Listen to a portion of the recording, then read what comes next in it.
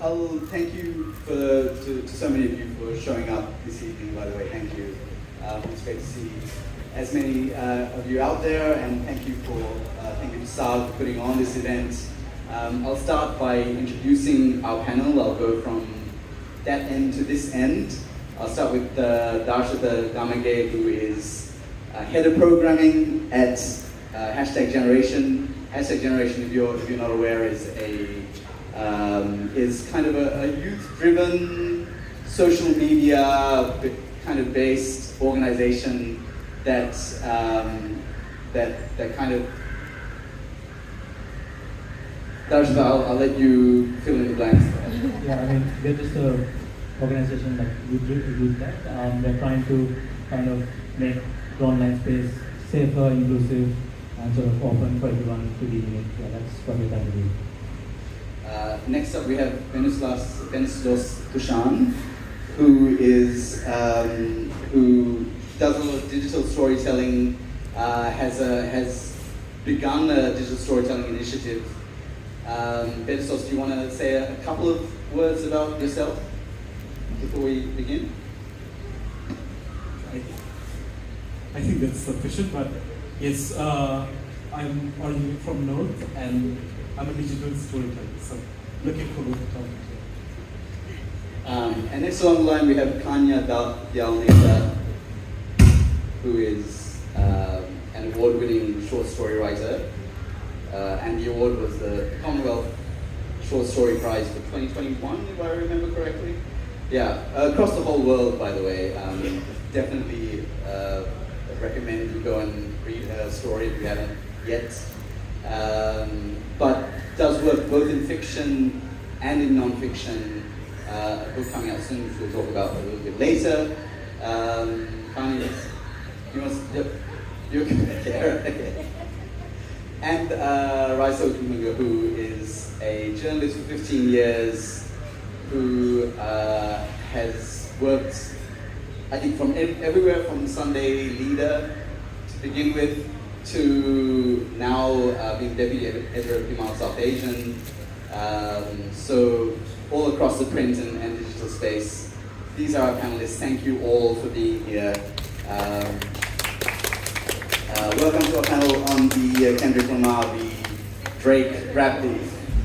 I'm joking. We're going to be talking mainly about just as a preview. We're mainly going to be talking about the protests that took place in 2022, which I think years later everybody's still trying to unpack because they were so dense in information, in insights, in data.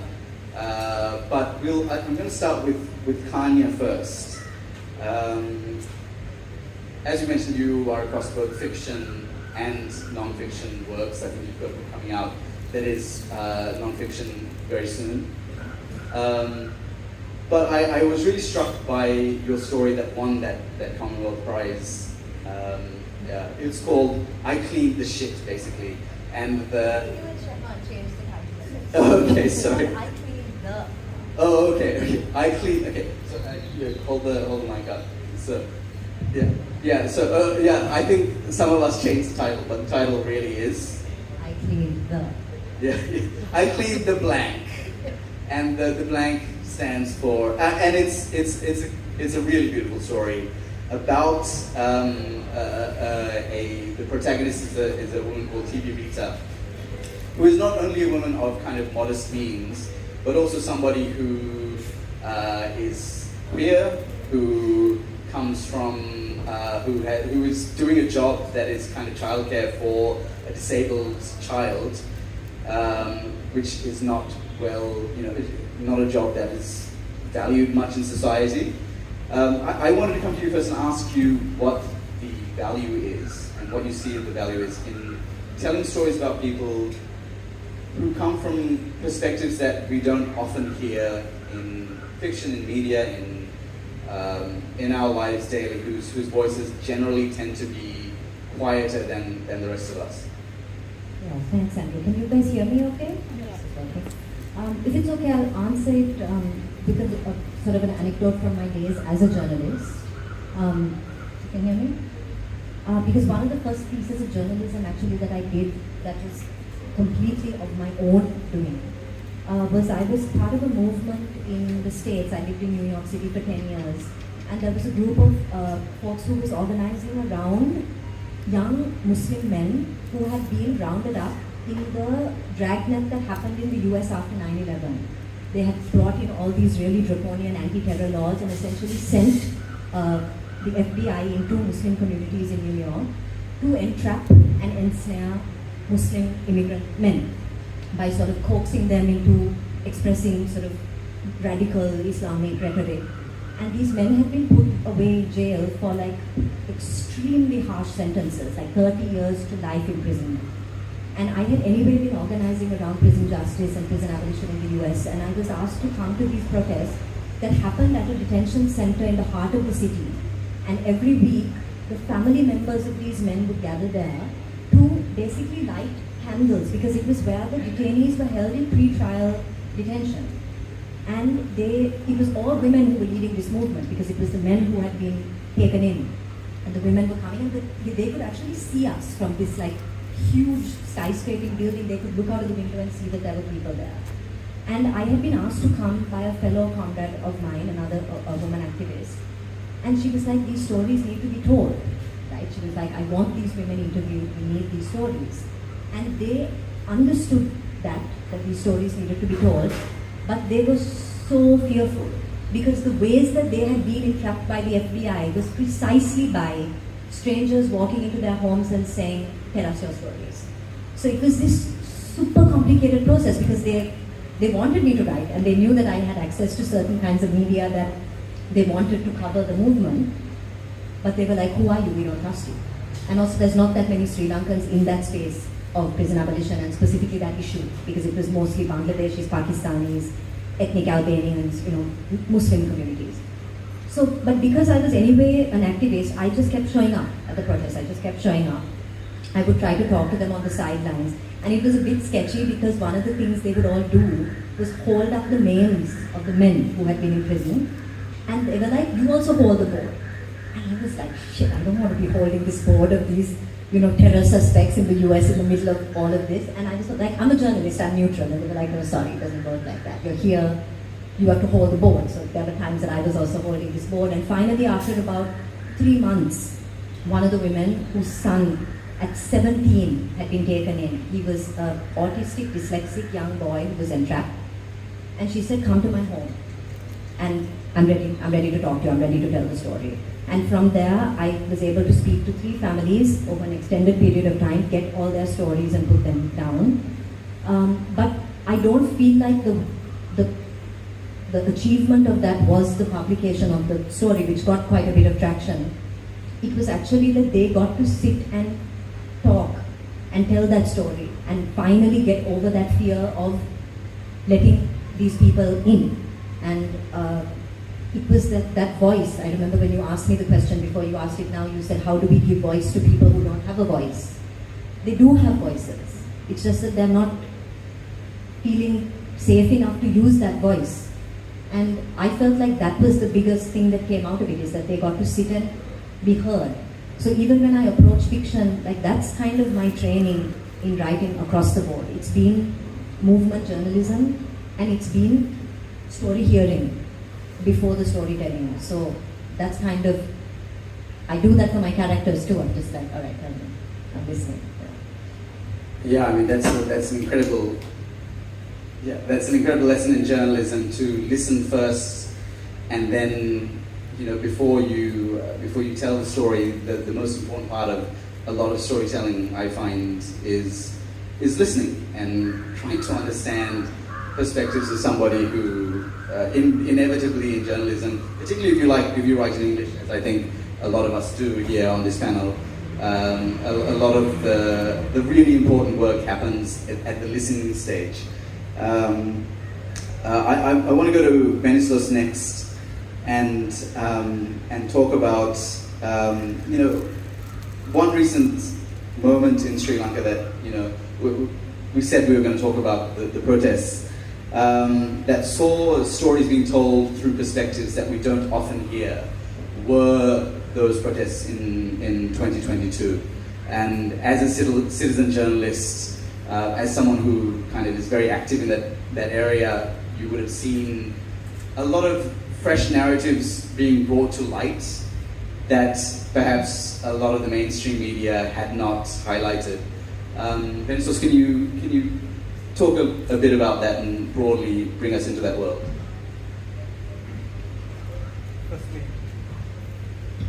Sure. Kudos to the work, Tanya. Like while you were saying about the work you have done in New York, one thing that really came to my mind quickly was recently I've been part of this Supreme Court hearing on the anti-terrorism bill, which is going to be an anti-terrorism act soon, and the legacy of PTA, Prevention of Terrorism Act, that was there all this time, and hundreds of men and women who were taken in, who were sharing very similar stories, right? They were called terrorists, they were branded in a certain way, they were detained without trial, and some of them were released after 30, 40 years. And when you were sharing it, like it really connected the thread of how some of these stories are very similar in its essence, although it happens in different places, and how the power is levied against those who are sometimes voiceless, so as you put it, who are not feeling safe enough to articulate their voices. So thank you for that. And to answer your question, how I see the protest that happened in 2022 is quite different, I would say, is in a way different from how somebody else would see it. I'll tell you why. Because I'm someone who comes from Jaffna. The reason why I started off by saying I'm from North is I take a lot of pride in the identity where I come from, and what growing up through the war, coming out of the war, and being exposed to two completely different worlds and the perspective it has given me, right? So protest has been a way of life when you grow up in the North, right? It is an essential mechanism for survival, right? Saying that, how did I see the protest happening? As you well put it, like, if you look at Sri Lanka, in my point of view, one of the biggest reason for the success of Aragalaya, or the biggest protest that happened in 2022, was how the voice of citizens was really able to overpower the voices of the mainstream media, or not even voices, the narratives of the mainstream media, right? Because consistently right throughout the post-independence history of Sri Lanka, or even before that, one of the things you can definitely underpin and see is that one of the biggest divisive force here that kept communities apart, that really fed the power holders the power they needed, was the mainstream media. And I don't think anybody can deny it, right? And how the mainstream media were politicized is very evident. And one of the things we can definitely see during the protest was how silent the mainstream media was, or if not, how they were really trying hard to twist the narratives. If you remember, you could see like people calling it a beach party, people calling it many names, as you can recall it, right? So what made the protest really successful, right? What really catalyzed hundreds of thousands of people who came all the way to show their support and say enough is enough? Is the power of people and the ability for them to tell their own stories. The way how they articulated saying, we are not going to depend on anybody to tell our frustration. We are not going to outsource our frustration for some media houses to amplify it. I'm going to take what I have in my hand, right? Maybe it's a smartphone, it's social media, whatever it is. And the way people innovatively use those tools. I'll share one example, one specific, I hope I'm not running out of time. No, you absolutely. One specific example that really stood out to me during the protest time was, for me as a Sri Lankan, one of the most confusing days I have is May 18th. You would know why, right? A large part of Sri Lanka celebrates it to be War Heroes Day or War Victory Day. And where I come from, it's a day of mourning because thousands and thousands of the loved ones were brutalized during the day, right? We can give however the names we want, but for the parents, it's their children, for the siblings, it's a brother and sister, for the wives, it's their husband, for the husband, it's their wives, and so on, right? And one thing I have consistently observed since the end of war, I call it the day for war of narratives, right? How these completely competing two opposite narratives fight in the social media spaces. And what really made the protest, I felt, okay, this protest is somewhat meaningful, is what happened on the particular day was a war veteran, an ex-military officer. He has created a monument, and it was placed right in front of the halls of power that has given orders to kill not just the rebels or terrorists, but also the people, right? And this monument was placed right in front of the presidential secretariat. And there were people from every community, not just Tamils, not just Sinhalese, not just Muslims. Everybody came together, and that story was covered by most of the media, international medias, very few local medias, and also a lot of citizen journalists who were there, right? And being someone who comes from that particular day, the way that day was memorialized, the way they observed the dead, the way they carried flowers mixed in the ocean and said, we remember you. We stand here in solidarity with you. We mourn with you. We share your grief. I think it has sent ripples across a lot of people who were in the north, who were slightly skeptical about what this protest intends to do. So I think that one example really shows how many elements were coming together and how communities could still thrive together, especially when there's an absence of a divisive force like mainstream media or those who bombard the narratives of hate and divisiveness.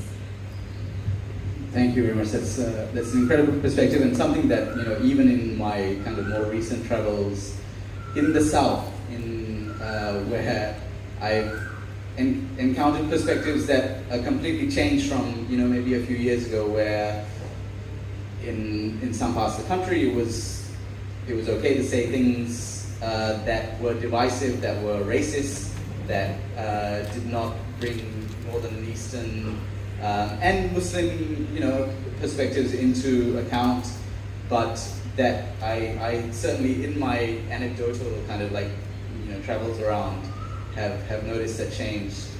But I want to go to Darshatha next to kind of speak on that maybe democratization of media, and talk specifically about social media and how that was used. And if you could kind of give us an overview of how various social media platforms were used during the protests and in the lead up to the protests to bring a wider perspective or bring a wider range of voices to the Sri Lankan public than we had seen before.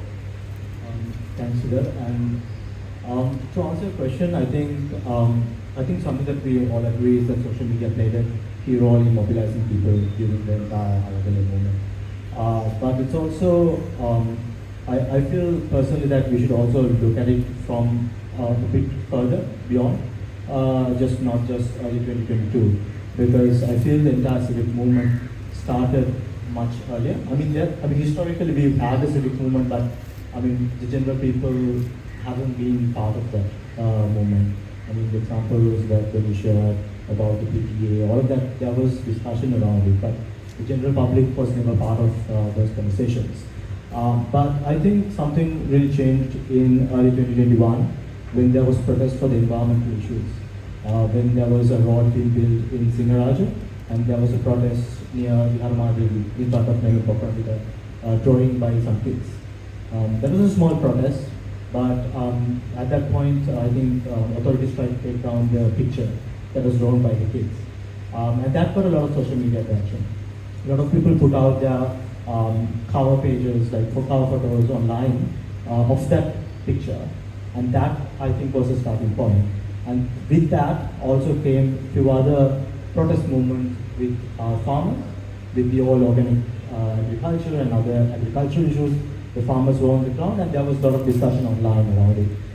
Same happened with the teachers' protests, right? So all of this happened way before Aragalaya coming into picture, and I think those entire protests, even though those happened in sort of silos, they created an atmosphere of sort of breaking the shackle, getting people to talk about these issues, especially things around teachers, salaries, the agriculture issues, organic farming were something that were widely discussed on social media.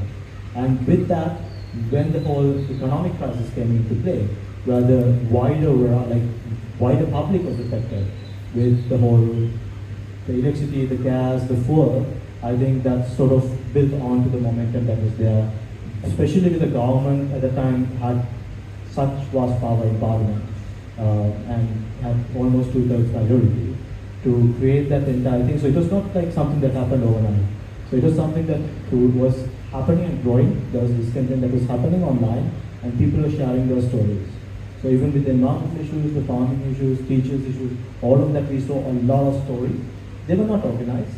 They were not mainstream media covering and bringing those pictures and stories of people and voices out.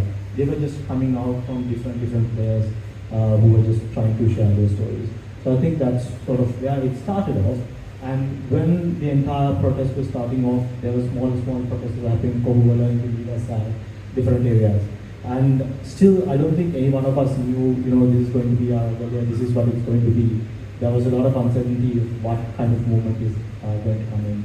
And I think the second thing that was coming in was how grievances were shared, where grievances that are very common to people across the board were the ones that were shared, and they were shared with very simple taglines. Right? So those taglines, they were not complicated. They are not talking about complicated constitutional reforms. They're not talking about massive restructuring. They're talking about simple things that common people can understand and are effective. So you were going to share those grievances, and these stories came out from the 4 lines, the 4 views that were there, from the Girl-Face Green grounds, right? And I think those are just kind of very organic things that came in. And one incident that really put us was like, when the whole thing was started, like I said before, it was very chaotic, but also in that chaos, there was also a lot of authenticity and beauty in it. I think groups of activists were trying to do different things. We were first asked by some people, some lawyers that we know, that they're going to do a teach-out session at the Independence Square. And I was told that, should we do a live stream? And no other organization at that point had done anything with the protest movement. And only those who were on the ground knew what it was. And no one on mainstream media was giving it out. Right? So we didn't know what this was. And we tried to be non-partisan, we tried to be unbiased. So this is a people's movement. All of us are affected by it. Why not do it now? So we were trying to give out, and we continued to we were careful not to, because this is not our #generations protest movement, but we were just trying to give it out to the wider audience, do a live stream, give a voice, show what's happening on the ground, but it was never our protest, it was the people's protest. Right? So we were very careful as an organization, but as individually, we had different people from organizations being part of all that. So that was the story that we tried to build out, and I feel there was a combination of stories that came out online, played a vital role. But at the same time, I should also tell was, we also realized there was a lot of disinformation, a lot of hate speech, a lot of harassment that was going online from both sides.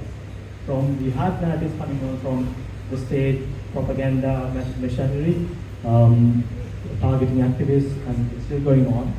And also from the other side, there's a lot of hate to politicians, and some of it you can argue justifiable, but that was also part of the whole stories that were going online. So it's a very complex system that was set up. Thank you very much. That leads beautifully on to the next question to Raisa, who, during the course of the protests, and I say this as a journalist, I think a lot of mainstream media in Sri Lanka almost became irrelevant because of things, the kinds of things that hashtag was doing, which was going out and videotaping some of these, videoing and live streaming some of these teach outs and many of the things that were organized around the protests. And mainstream media almost became an irrelevance because what was happening was moving way too fast for everything from the Daily Mirror to Lanka to Adi Dharno, who of course were very reluctant to cover them at first. And I just, as someone who's worked in media for as long as you have, and worked in different kinds of media, I just wanted to ask you about what that time was like for you, and what role you felt journalists had in terms of the storytelling that was happening in the country.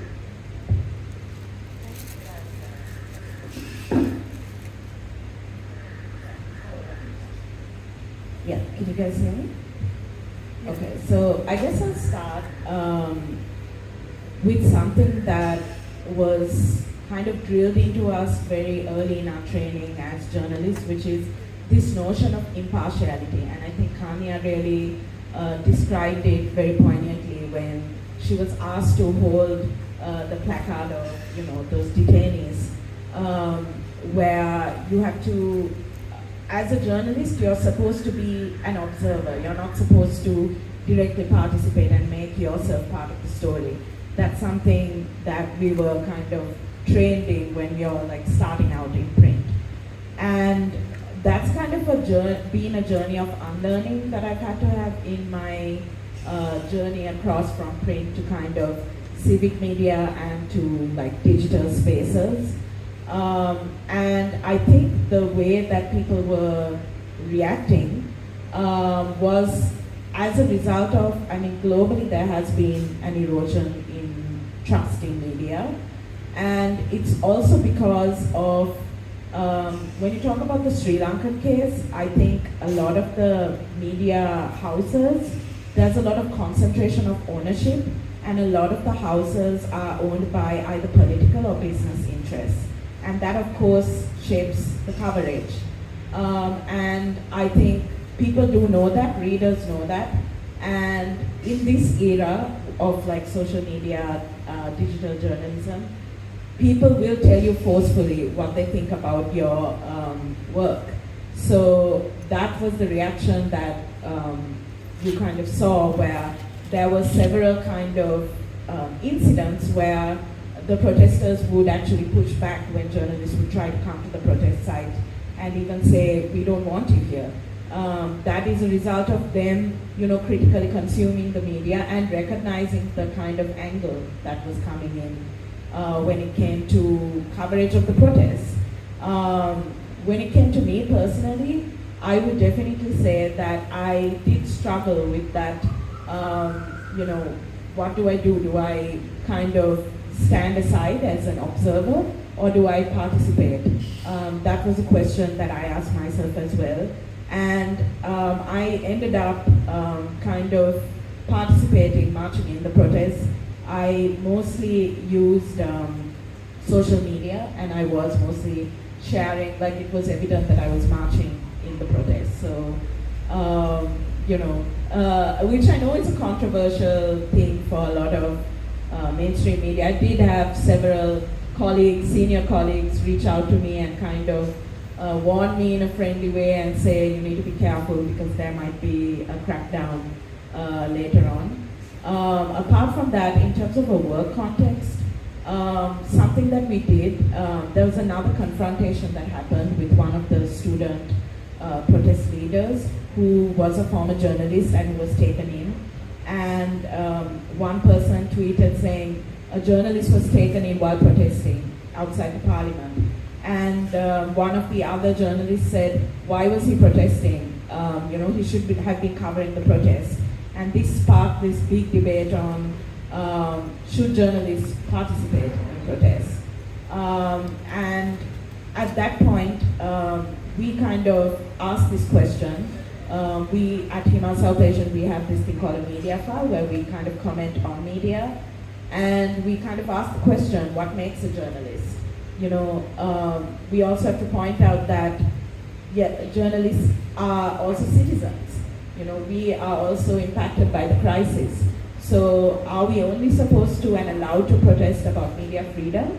Or do we also, talk about the rising cost of living, which is also impacting us? And do we also express our frustration about that and about corrupt policies, which do impact us as citizens as well? So those are some of the questions that we asked. My colleague Marlon also wrote about his experience of participating in the protests as well. So I would say that we kind of straddle that line between journalism and citizen journalism. It is an ongoing struggle, one that I always face whenever there's protests that happen. I also think it's a very valid point that it's not these didn't spring out of nowhere in 2022. These started long before. I would even point to the 2018 constitutional kind of coup when we briefly had 2 prime ministers, and then again we had people coming and protesting about that. So this has kind of had long roots, and I don't really have any neat answers on how to straddle this, but that's been how I've done. Yeah, I mean, I wonder whether this is that's incredibly interesting what you said, and your kind of progress through thinking about what your role was during the protests. But it is increasingly, I find in journalism, a battle between there are corporate interests, there are people who pay you as journalists, and the people whose stories you feel compelled to tell, and frequently that is a story. That is a clash that the corporate interests tend to win. Journalists need to be paid.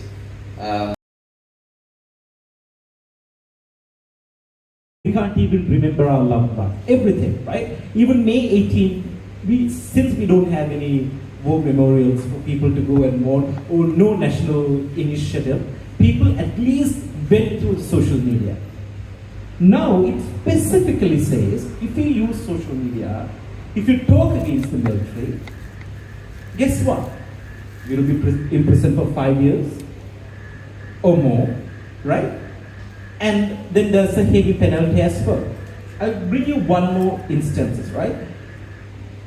Now you would know in the north and east there's a huge issue going on with the archaeological department, right? There are a lot of contested religious sites where archaeological department are saying, no, this belongs to us. And people who have lived there for centuries are saying, no, we have been worshipping in these spaces for so long, right?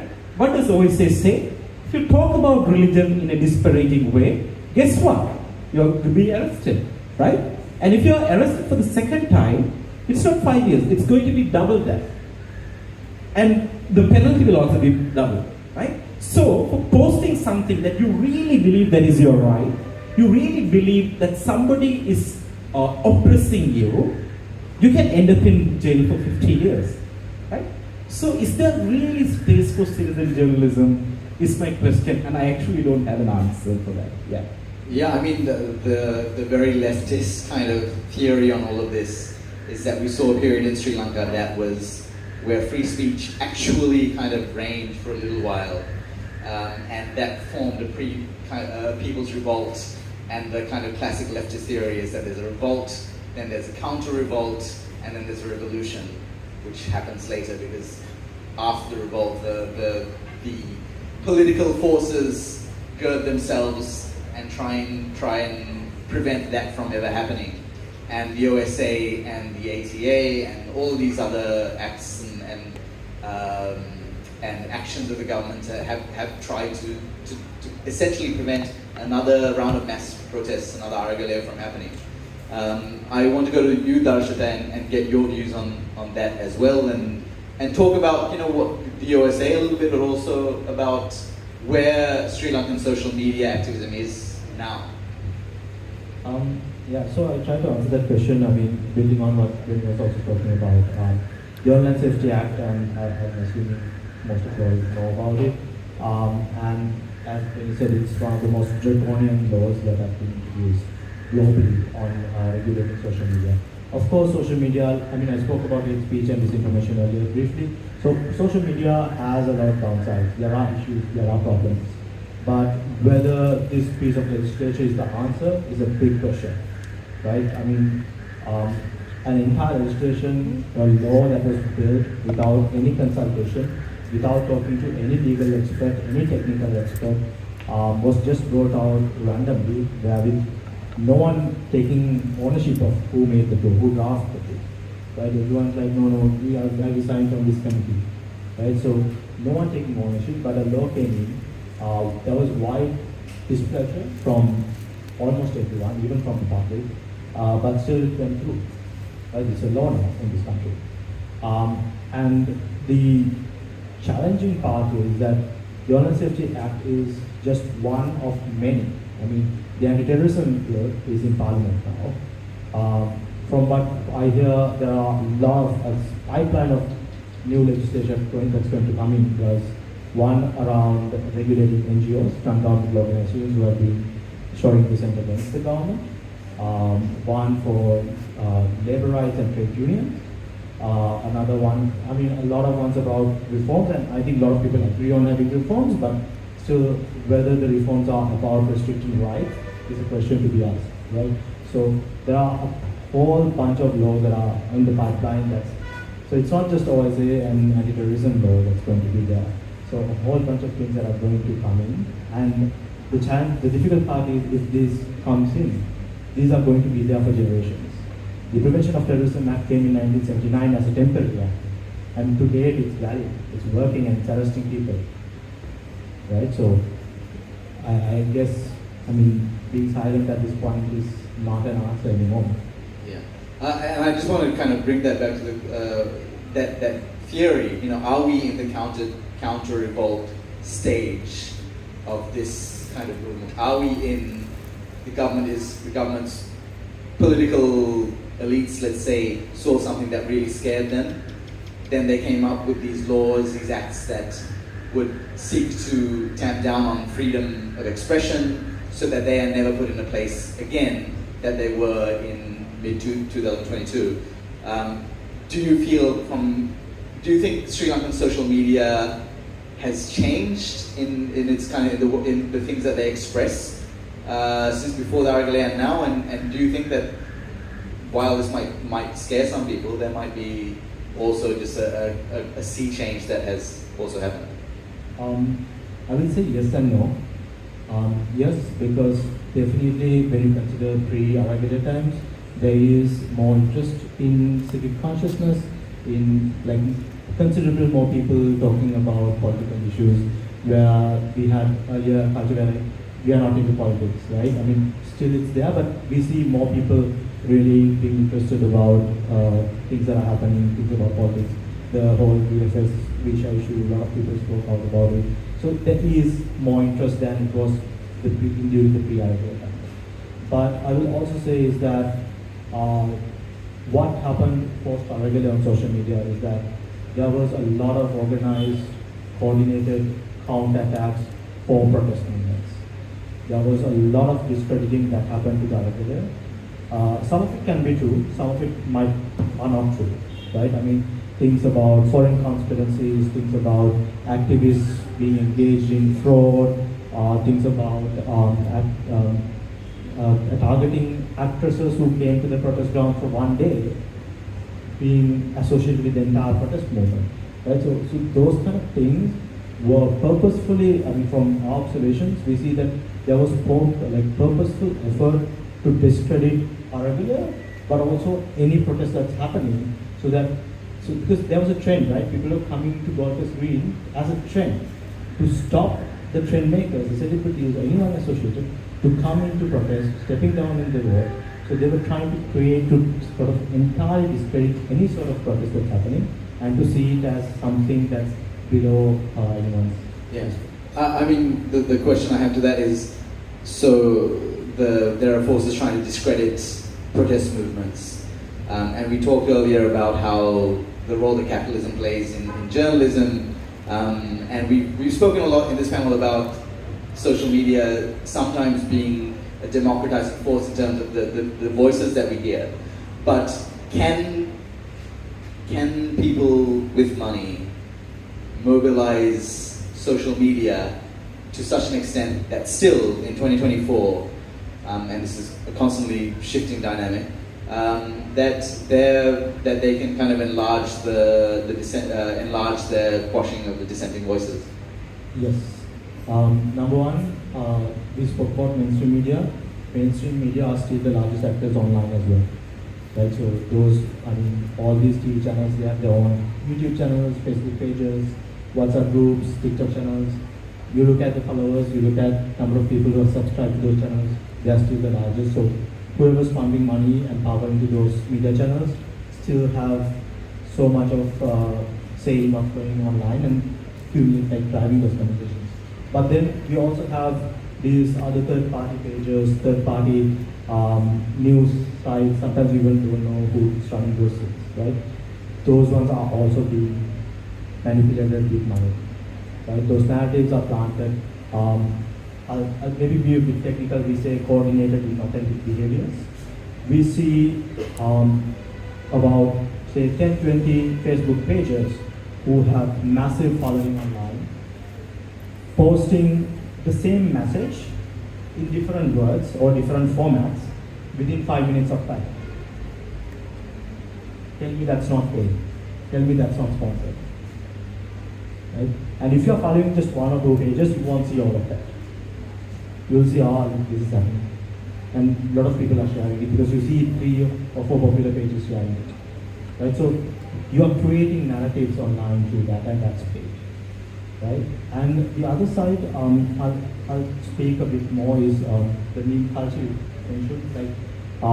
During the Aragalaya, one of the biggest things that happened was or during and even before, was the memes, right? Because Gotabaya Rajapaksa and the SLPP government, they had a lot of power. They were seen as these sort of strong men who's having so much of authority, and something that really broke them apart was the memes. There was so much of memes with photos of the president, his cabinet, so many things that were really funny, but also people were less scared after seeing those memes. But where are those memes now? Right? There were meme groups that were pages where thousands of memes were coming out on a daily basis. Those groups are not active anymore. Yeah, I mean, that's a really great point about humor in storytelling and humor's power to rob the powerful of their power. You know, I think one of the first memes that really stuck in my mind was I don't know how many of you guys saw it, but the stick shift, the drive, the gears on the car, and on the reverse, where the R should be, there was a Sir, which was the shorthand for Gotabaya. And that was hugely circulated. You know, that went, I must have got that meme at least 15 times by various people. And that was when I knew that a change was happening, because suddenly people who had come in, being called terminators and being called autocrats and strong men were being robbed of their power by humor. And there's really nothing you can do when people are laughing at you. But I wanted to come back to, we don't have a lot of time. We'll open up after this question to some questions from you folk, but I wanted to ask Kanya and Raisa, we have a situation now where we're, as part of reorganizing the economy, we have a Minister of Foreign Employment who is crowing about the number of people we send overseas to the Middle East and places like that, where they typically do jobs like housemaids or kind of jobs that don't have a lot of protections in those countries. And I wanted the both of you to talk about what that means, and talk about how those perspectives also need to be heard, because right now we're hearing from official sources about how great a thing that is that these women are going overseas and in often cases leaving a lot of families behind. Kanya, would you like to? Sure. I mean, I don't have the numbers on it. I think even how I approach my own writing, and a lot of it is about motherhood, and it is about care work and the labor that does and doesn't get recognized. And I consider writing to be like that also. I think that this is a kind of labor that we undertake that is absolutely not valued. But it sort of goes back to what I was saying before, the first point I made of, how exactly are we seeking out these stories to record and report them? My experience with writing, and even the book that you mentioned that was coming out, I have co-authored a memoir of a political prisoner in the US. We had to correspond in snail mail. We had to correspond inside the prison in a maximum security facility, with guards listening in the tower. We had to devise a code to speak to each other.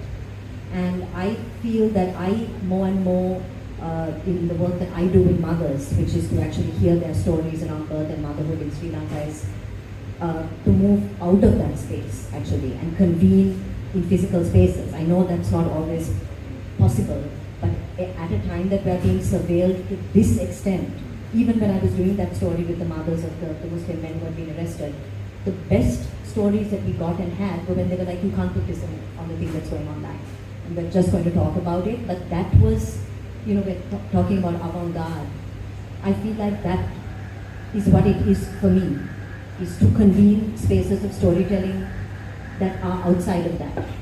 And I know that doesn't help us with this landscape that we're operating in, but for me, storytelling as a form of healing also, and especially with mothers and people who can't, who don't have that platform, is doing it in person. So, finding the people that are, and I have actually, even just yesterday, was speaking to a woman who has to go abroad, and just getting that story on the phone. She doesn't want it written about, but she wants to speak about it. So that's kind of.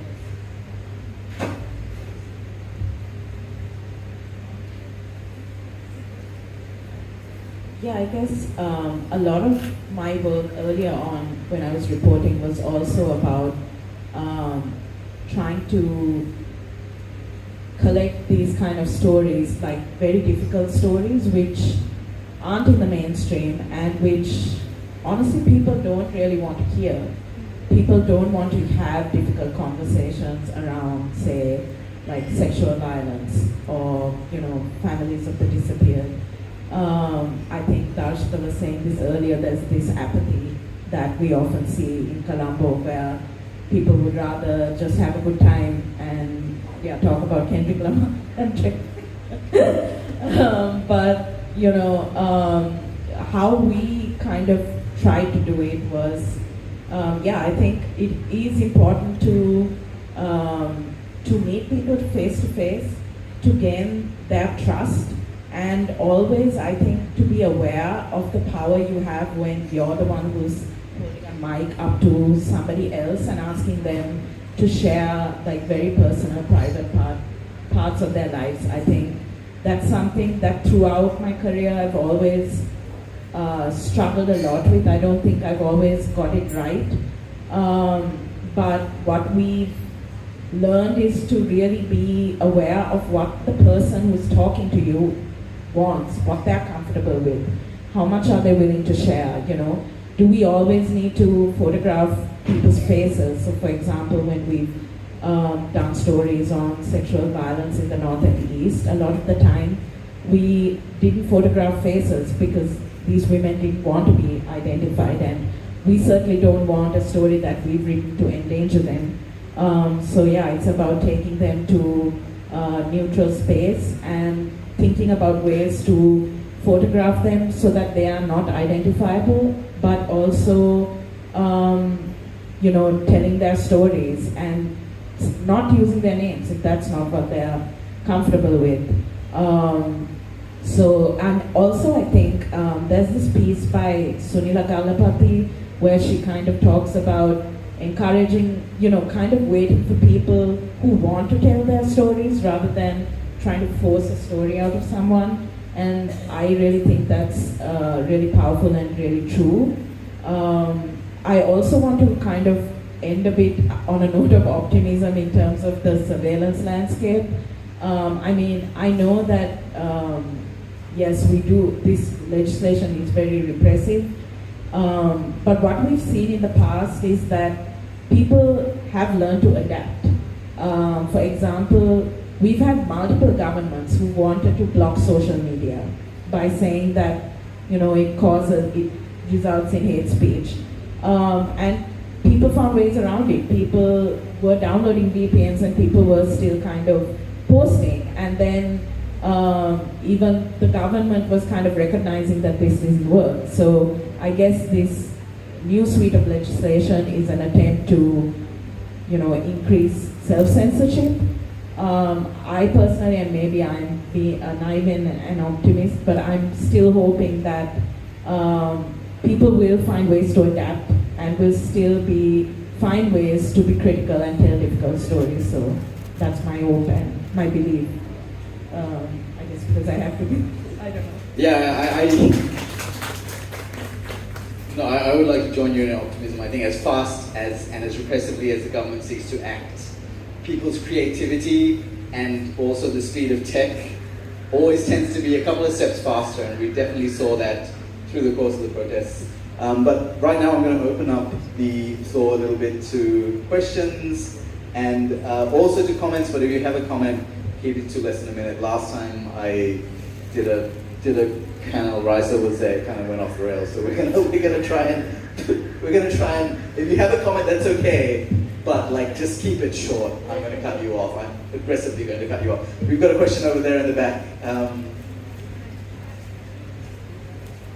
Can we send the mic back there? Yeah.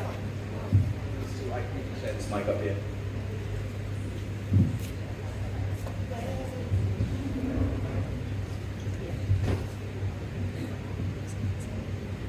So this is a very, very interesting discussion. Thank you so much. I'm an expat who calls Sri Lanka her home.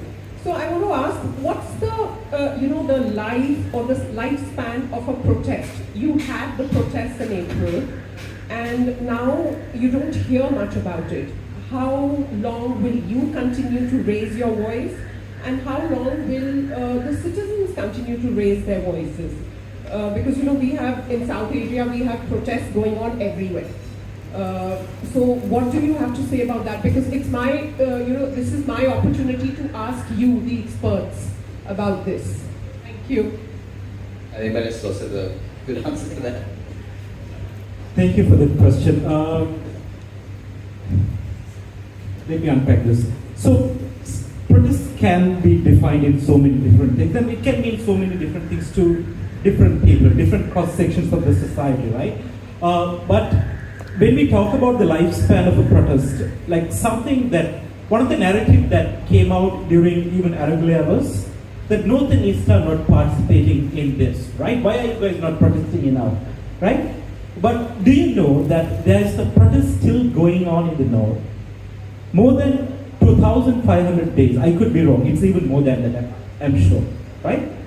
It's more than 2,500 days by the relatives, mothers, parents, siblings of the missing persons, right? So,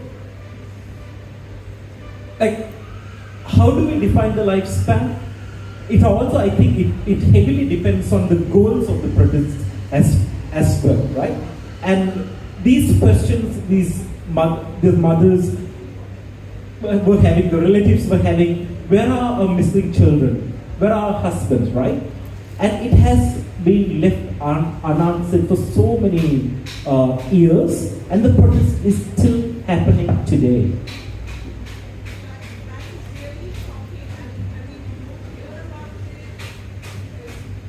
It's so shocking that it's going on. We don't hear about it. And I mean, when do you give up then? What do? You just keep going on? Nobody questions the people in power?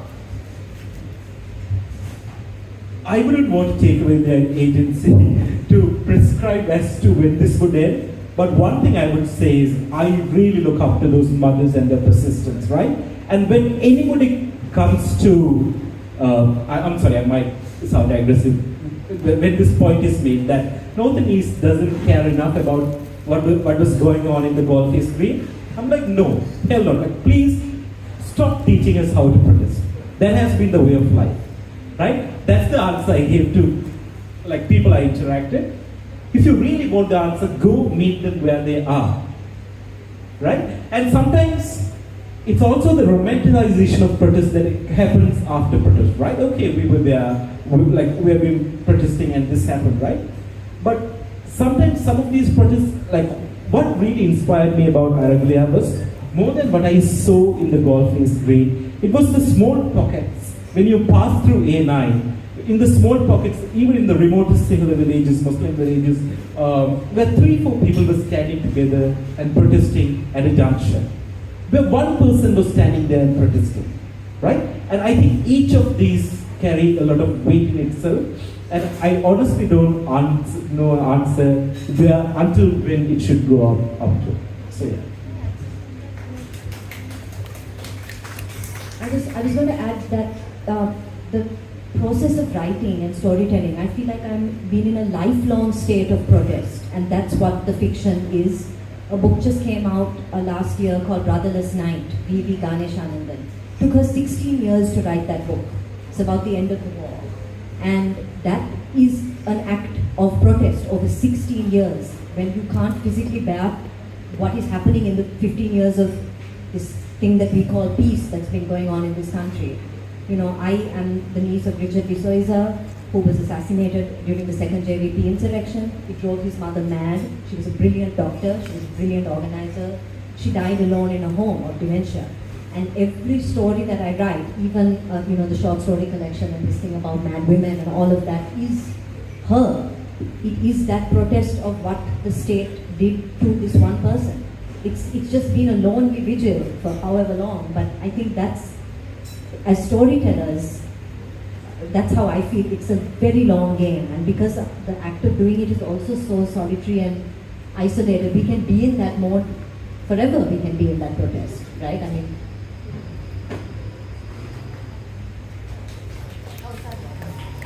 no, yeah, I mean it's that protest, particularly the mothers who disappeared in the north and east, which has been going on for so many days, is one of the most moving acts of resistance that I think we've seen in my lifetime in this country. The fact, I mean, there's so many clips online where those mothers are yelling at police officers or army officials in Sinhala. These are northern and eastern mothers whose primary language is Sinhala. Over is Tamil, over a war that has been fought for 27 years, largely on language grounds and because of language discrimination.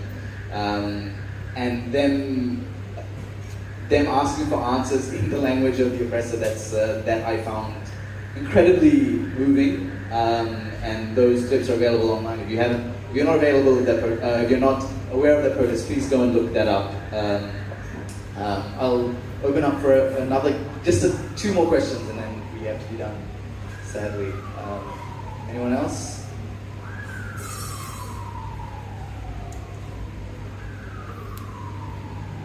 Okay, I think we're good to go. I think we've got a film and poetry to come, so we'll wrap it up there. Thank you all for coming to this panel. Thank you all for being here. Very much appreciate everybody here. Thank you. Take it easy.